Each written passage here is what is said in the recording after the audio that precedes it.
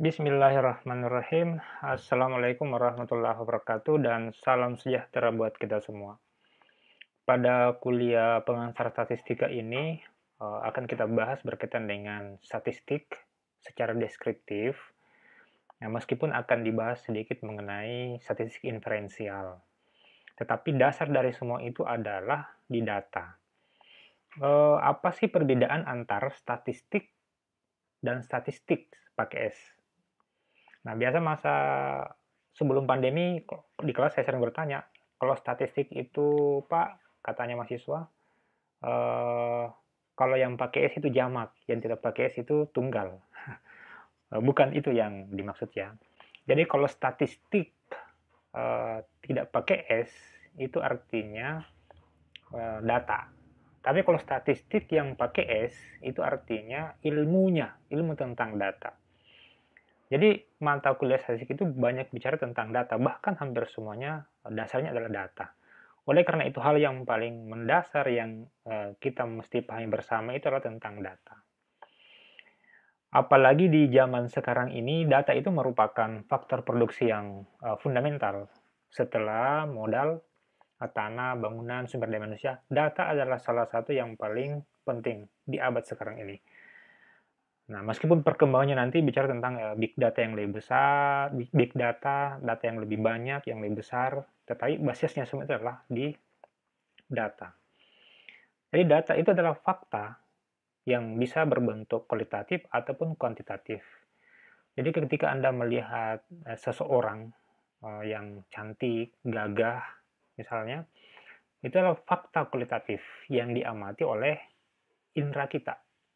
Atau mendengar bunyi-bunyian, itu juga adalah fakta kualitatif. Tetapi jika fakta-fakta itu ada proses kuantifikasinya, ada proses pengukurannya, maka itu adalah sudah masuk di dalam fakta kuantitatif. Misalnya kayak tadi, cantik, gagah, atau misalnya laki-laki, perempuan, ya.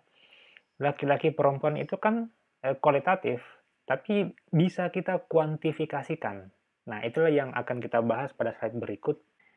Nah, secara sekilas, data itu bisa dibagi berdasarkan 3 kelompok besar. Yang pertama, data berdasarkan sifatnya, ya. Ada 2 di situ, kualitatif dan kuantitatif. Nah, sedangkan data dari dimensi waktu, ya. Ada dimensi waktu di sini. Yang ketiga adalah data dari sumbernya. Nah, mari kita bahas satu persatu.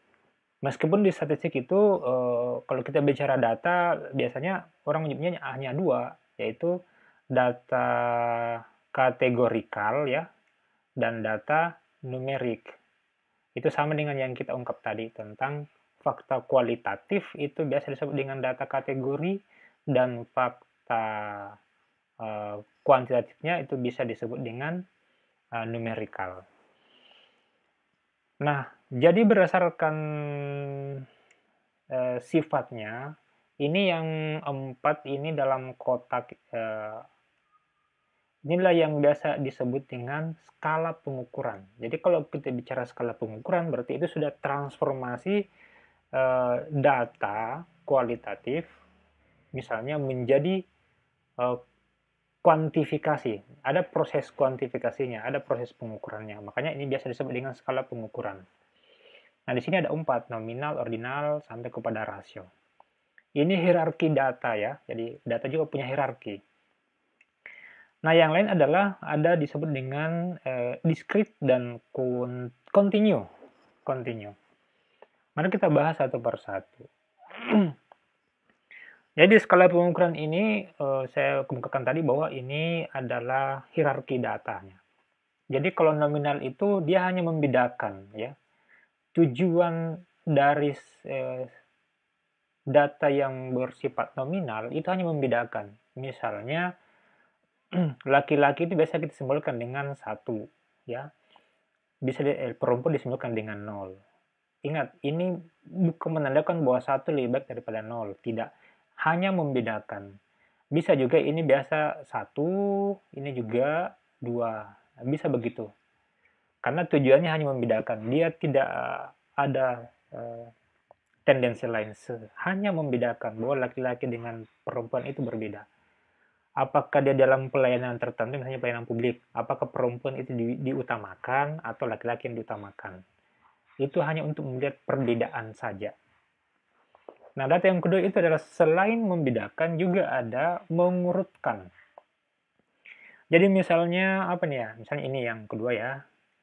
Jadi contoh yang bisa kita ambil itu adalah dalam di sini selain membedakan dia juga mengurutkan.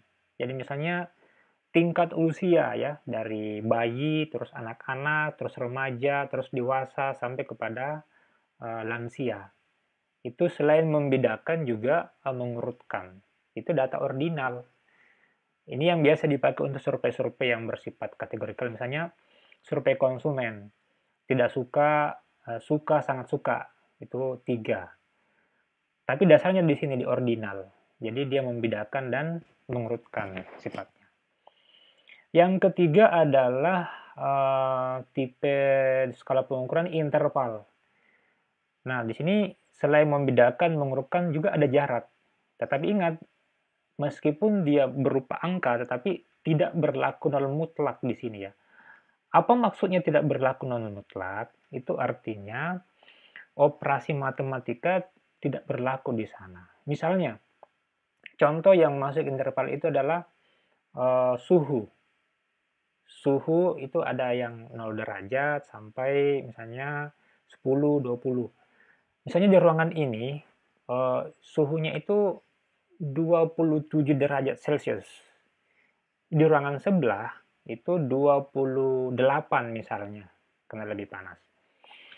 Nah, tidak bisa kita menjumlahkan bahwa suhu ruangan ini dengan ruangan di sebelah itu adalah 27 ditambah 28. Berarti berapa tuh?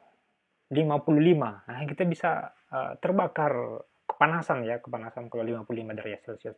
Itu maksudnya tidak berlaku yang mutlak, tidak berlaku padanya operasi matematis. Nah, sedangkan skala pengukuran yang tertinggi itu adalah rasio. Nah, ini yang banyak digunakan di ekonomi dan di ilmu lain juga sih. Inilah data yang punya hierarki paling tinggi. Perbedaannya dengan interval, di sini sudah berlaku mutlak. Jadi operasi tentang jumlah, kali, bagi, itu berlaku pada tipe data ini. Ya, bisa misalnya berat badan bisa masuk, tinggi badan ya bisa masuk. Pokoknya di sini berlaku operasi matematika. Oke, itu ya tentang skala pengukuran. Selanjutnya, bilangan diskrit dan kontinu. Ini nanti di statistik 2 biasa belajar tentang distribusi kontinu. Nah, ada juga data diskritnya, ada data kontinu. Nah, tapi yang paling dasar itu adalah yang dipahami yang namanya diskrit itu yang berbentuk utuh, bilangan bulat. Jadi misalnya 1 ekor ayam ya, ini ada sini 1 ekor ayam, ya 1 ekor ini masuk bilangan diskrit. Makanya kalau mau gampangnya perhatikan saja misalnya garis bilangan ya, garis bilangan dari misalnya 0 di sini ya, sampai ke kanan ini tak terhingga ya. Begitu juga yang ke kiri ini ke minus tak terhingga ya, minus tak terhingga. Nah, bilangan bulat itu yang utuh bilangan bulatnya. Misalnya 1 mobil, ya, 1 pensil ya. Tidak mungkin kita mengatakan setengah mobil. Itu bukan diskrit namanya. Dia harus utuh. 1, 2, 3 dan seterusnya. Sedangkan bilangan kontinu, nah itu bisa dia berbentuk atau biasa dengan pengukuran. Kalau bilangan diskrit itu dihitung ya, dihitung yang bulat-bulat. Kalau di kontinu dengan pengukuran, dia berbentuk bilangan real. Bilangan real. Nah, ini garis bilangan real ini. Misalnya saya sering bertanya nih di kelas, ada berapa banyak bilangan antara 0 ya dengan 2? Pada umumnya orang menjawab ada 1, padahal tidak. antara dua bilangan real tidak terhingga banyaknya bilangan. Nah, di antara 0 dengan 1 kan masih ada 0,5. Di antara 0,5 masih ada, nah ini, terus mengecil. Dan ini antara dua bilangan ini tidak terhingga banyaknya. Ya, ini biasa orang istilahkan, ya ini seperti nikmat Tuhan ya, yang tidak bisa kita hitung-hitung. Tidak terhingga banyaknya. Oke, itu mengenai sekilas data discrete dan data continue. Sekarang adalah data berdasarkan dimensi waktu. Jadi juga mahasiswa sering keliru memahaminya. Misalnya data time series ya, data cross section sama data panel atau pool data. Nah, saya menggunakan istilah kalau time series itu banyak titik waktu. Artinya di dalam matematika itu banyak, artinya dia lebih dari satu. Berarti misalnya penjualan 5 tahun terakhir, itu time series atau bukan? Nah, karena dia punya banyak titik waktu, berarti itu time series. Nah, tingkat kemiskinan selama 20 tahun. Nah, 20 tahunnya itu menunjukkan dia adalah time series. Itu contohnya. Sekarang kalau yang cross section, ya bedanya, balikannya tadi, satu titik waktu.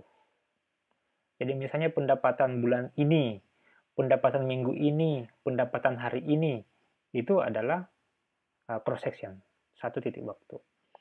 Nah, sekarang adalah pool data atau data panel, gabungan antara cross section sama time series. Jadi misalnya ini bisa satu individu tapi banyak titik waktunya. Nah, bukan berarti bahwa hanya satu individu yang bisa kita lakukan penelitian, bisa lebih daripada satu. Misalnya kalau misalnya kita ingin mengetahui perbedaan 3 perusahaan ya, 3 perusahaan berarti individunya ada 3. Nah, di 3-nya ini bisa saja variabelnya banyak. Misalnya variabelnya itu variabel pendapatan misalnya pendapatan, atau misalnya variabel pengeluaran atau belanja misalnya. Ya. Nah, banyak itu waktunya di mana? Jadi individunya ada 3, waktunya barangkali kita bisa ambil misalnya 2010, toh 2010 sampai 2019. Jadi titik waktunya banyak. Jadi satu individu titik waktunya misalnya 20 tahun. Individu kedua begitu juga, dan individu ketiga begitu juga. Itu data panel. Nah, sekarang data berdasarkan sumbernya. Ini juga biasa orang keliru. Pernah kita bertanya kepada mahasiswa pada saat ujian. Ini datanya, jenisnya datanya data apa? Data primer kah atau data sekunder? Ya, dia menjawab, ini data sekunder, Pak. Bagaimana cara memperolehnya? Saya langsung mengambil di BPS atau di Bank Indonesia. Bukan begitu maksudnya ya. Jadi data primer itu kita langsung mengambil kepada sumber data yang utama. Ya, bisa lewat wawancara langsung ya, atau tanya-tanya begitu.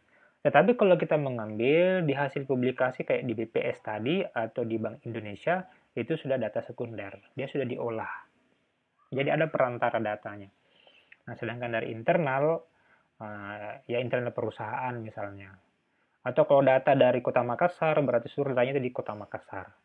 Kalau datanya di luar Kota Makassar, di luar Kota Makassar itu bersifat eksternal. Atau dalam satu organisasi, ya.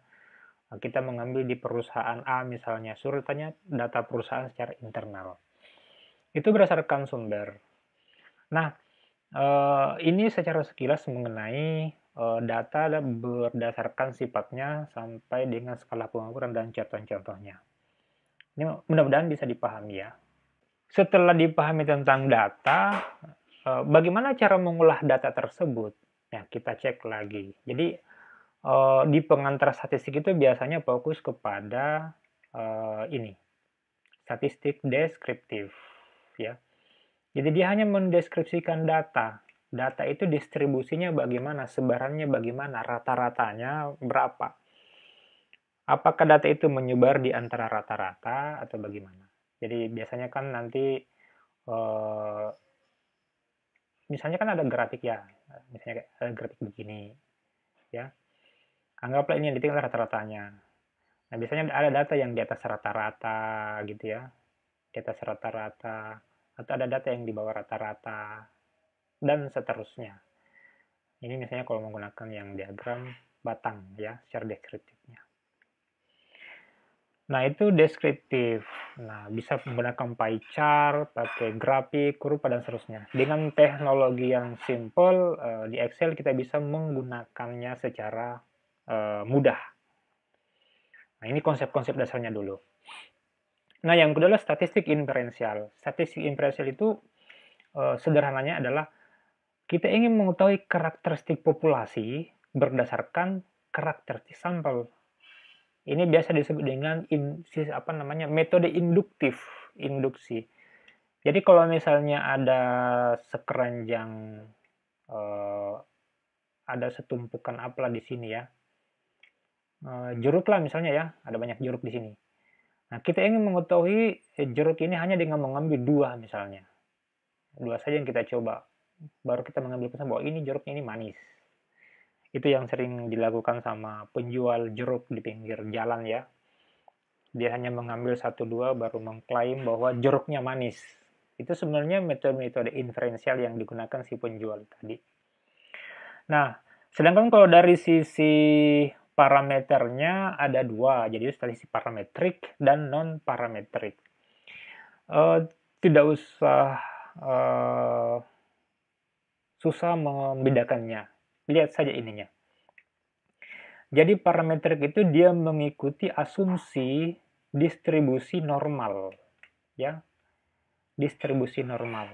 Sedangkan yang non-parametrik dia tidak mengikuti distribusi normal. Apa yang dimaksud distribusi normal? Distribusi normal itu nanti kita bicarakan modelnya. Ya saya kalau misalnya lihat kayak data itu kayak lonceng ya, kayak begini kurvanya. Ya ini mengasumsikan bahwa kalau misalnya ini adalah rata-ratanya pas di tengah, itu menandakan bahwa di bawah rata-rata itu ada datanya sekian banyak, dan di atas rata-rata juga ada sekian banyak. Itu maksudnya bahwa data itu menyebar secara normal. Ada yang di bawah rata-rata, kalau ini misalnya rata-ratanya ya, misalnya mu-nya ini ya, ada yang di bawah rata-rata dan di atas rata-rata. Itu maksudnya berdistribusi normal. Dia menyebar secara merata. Meratanya itu di mana? Di bawah rata-rata ataukah di atas rata-rata. Nah, itu penting dipahami sebagai konsep yang sangat dasar. Oke, demikianlah pengantar sekilas tentang data dalam pengantar statistik ini. Sekian dan terima kasih. Assalamualaikum warahmatullahi wabarakatuh.